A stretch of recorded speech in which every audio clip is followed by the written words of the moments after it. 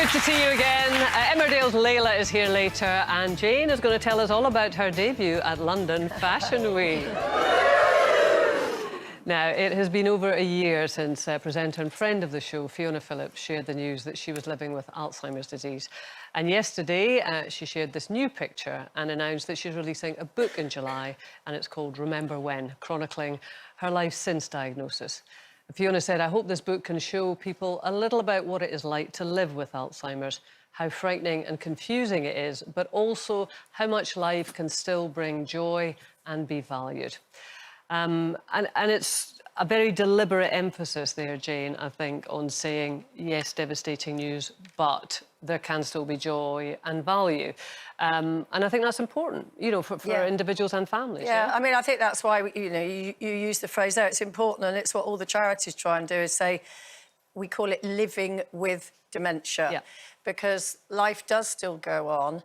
And yes, there are pockets. It's a very shock diagnosis for somebody to get. You know, my mum has got it, and obviously I was very close to Barbara Windsor when she got her diagnosis, and it is a shock at the time, but, you know, once you process it, they are still around, and there are pockets of obviously great difficulty, but there are also great pockets of joy, and I still have a lot of pockets of joy with my mum. Some days I go and see her and she's not really very talkative, and she might be a bit, you know, sleepy or whatever.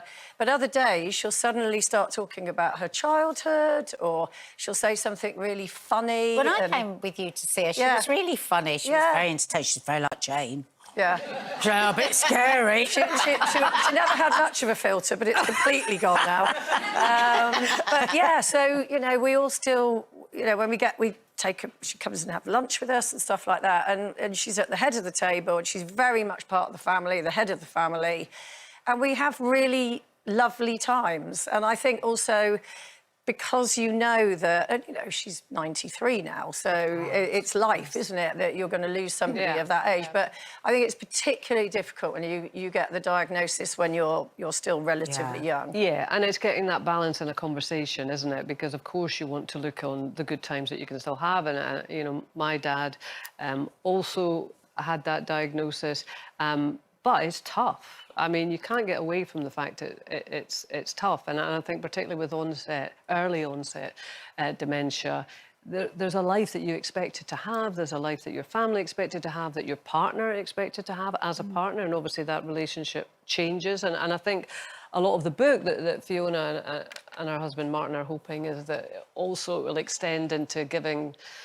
something to the family around and kids and things. So you can't get away from the fact that it does throw a grenade into what you expected life to be. But I guess all illness does that too. Yeah, I think my dad got diagnosed when he was 57. So you can, he had just become a granddad. So that was lung. It was lung cancer. In 2007, he died of lung cancer, and there we are. See that trip there, that picture of us. He was going to start his chemotherapy, and I'd lived in America for a long, long time, and my mum and dad had never visited. They'd always put it off. It's too expensive. It's too this. It's too that. And I just think you always think you've got time to do things. And there's always, oh, we'll do it next year, or, you know, at some point we'll get out and see you. And they never did. And so, unfortunately, in that picture there, he'd already had his diagnosis. And I flew him and my mum out to see me in America. And we had a lovely holiday, 3 weeks out there. And I just thought, why does it take, like, an illness like this for you to start making memories? And that's all we had, you know, and I feel grateful that we had 6 months where I knew he wasn't going to be around, and we were able to create some lovely memories together. And I started seeing him as Ken, like a person, not my dad. And actually looking at him and talking to him and just having conversations that I would never have had with him had he not been diagnosed. So actually, you can find joy. But there's not a lot of joy when someone's got a terminal. But it must also have been difficult. It was really difficult, you know, so it's bittersweet, really. I can't say it was the most joyful time, but we definitely made the most of it, which we were lucky to do. But no, it's devastating. I think we can have all sorts of ideas, can't we, of how we'd respond and how we would be. And then, you know, I had such fixed ideas. As you know, many of you know my beautiful friend Hannah, who has breast cancer and has been charging away at it for like, 11 years now. And, you know, things are really not great at the moment. And when she got her final, when she was told about her next stage for her treatment, we were all desperate to see each other. There's 4 of us, and it was like, so I got us this place, and just for one night. And you know, I was imagining, oh God, what will this be like? What will we be talking about? What? Because it was big news that she'd had, and actually, it was just like it always is. Yeah. We were laughing, we slobbed about, watched a bit of telly, ate, you know, overate. But that was probably great for her as well, because I think so much of your life then becomes defined by... That's what she says. Medication and appointments. So boring, So having a bit of normality. Yeah, she's so boring. All the appointments, all the... Everybody wants to talk to you about it. And I've always said that one of the most beautiful things about Hannah is she jumps into a pool of joy. So there might be so much terrible stuff around, but if there's a pool, she'll jump in it, and then she's in it totally, you know. And even when we've been in consulting rooms with her, me and the girls, and, like, she's been given yet another bit of awful news, it's not like it is in the movies.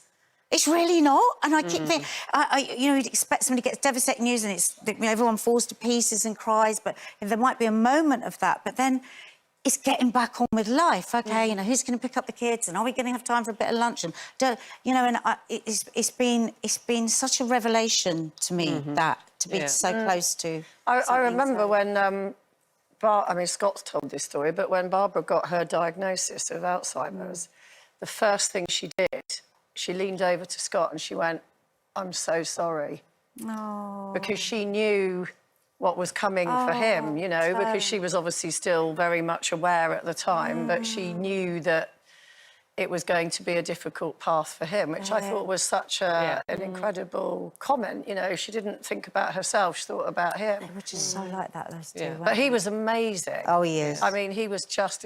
Their whole house was adapted to suit, you know, that he had a big whiteboard because she would eventually get quite confused about where she was. She sometimes thought she was in her childhood home in Stoke Newington. So then she started to not realise who he was. So then when he walked in, she was a bit...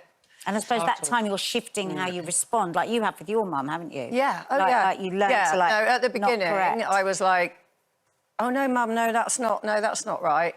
And then I thought, shut up, and I just go with it.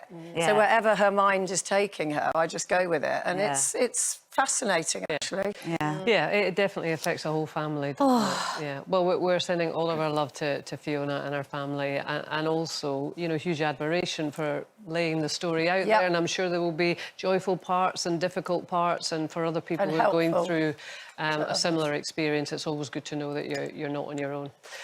Still to come, Roxy Shahidi will be telling us about Layla's Emmerdale exit last night and what she's up to now.